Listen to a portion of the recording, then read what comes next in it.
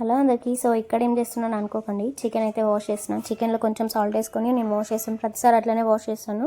Chicken మాత్రమే వండుతాను, mutton అయితే నాకు అసలు రాదు. ఎందుకంటే నేను దాన్ని ముట్టుకోను, దాన్ని వండను కూడా, దాన్ని తినను కూడా. సో చికెన్ పులావ్ చేస్తున్నాను, ఫస్ట్ టైం ట్రై చేస్తున్నాను.